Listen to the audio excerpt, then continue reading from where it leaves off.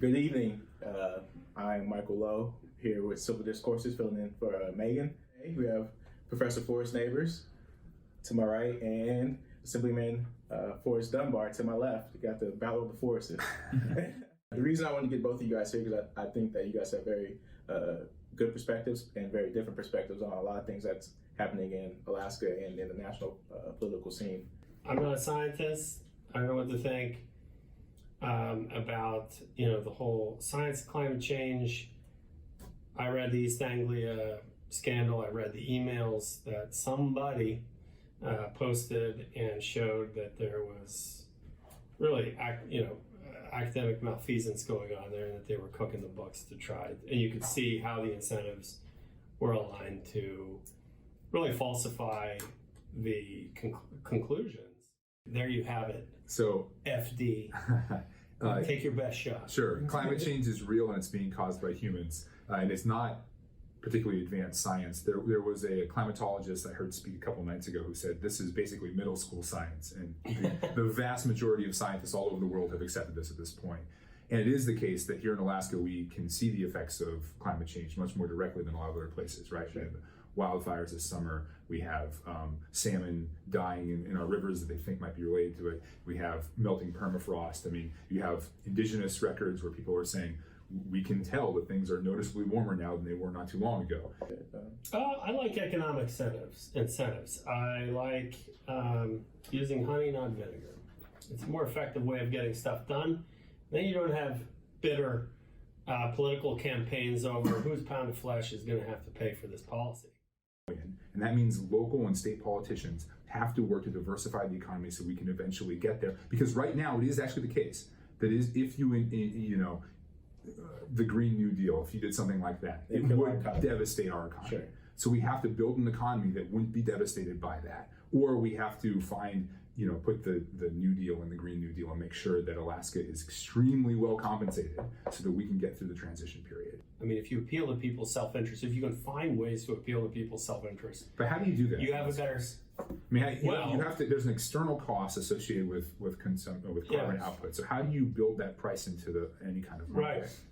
Well, I think the carbon tax system that they had proposed was one. I mean, in a sense, I mean that idea was a really nice idea. Sure. And it never got implemented. But I mean, it was a creative way of using financial incentives Sure. to get people to, mind their carbon emissions.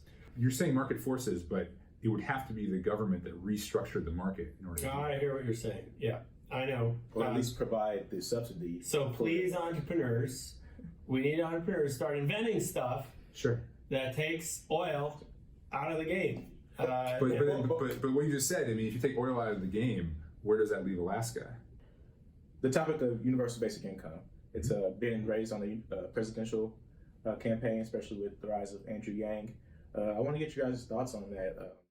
I mean, essentially, PFD has bought votes from the people of Alaska to continue with oil exploration and production, and to continue to depend on oil. I disagree with that for a couple of reasons. There was an ICER study done not too long ago, which I'm sure Professor Nabors is familiar with, that indicated that the PFD was an extremely effective policy at reducing sort of the most abject poverty, right? So I think it's been a very effective policy and a net positive for the state. I think UBI could be an effective policy nationwide. If we start to talk about implementing UBI on a national level, how that will affect our politics, and it's not going to stay at a current rate. It's probably going to move, increase faster than the rate of inflation, knowing politics and people wanting to get elected. Maybe. I mean, Social Security didn't, though. I mean, Social Security now Social Security is also insolvent, so I don't think we should compare it to. Social Security is not insolvent. What's insolvent is the fact that we rated it and we again passed these huge tax cuts.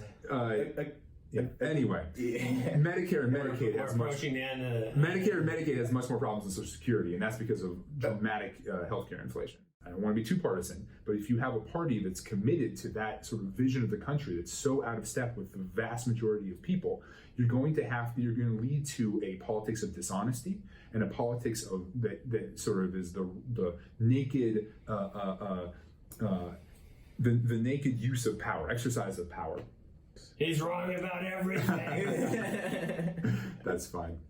No, I appreciate those remarks. I mean, I would just say very briefly that what I just heard sounds like what I also hear from those who incline left, which is that the way to solve the problem in our civil discourse is for people on the right to basically give up and join us. Or to become less radical. Or to become more like us. Come a little bit more to the center. I mean, the same pressure that was... I'm talking now, sir. See, that's the problem. There's no real political left in this country. There's a centrist and there's a right. So you need to, I would absolutely commit to that. You need to commit to allowing us to restructure our oil tax system so that Alaskans get a fair share. I'll shake on that. Yeah. Even though neither of us have any real direct influence on this, at least not right now.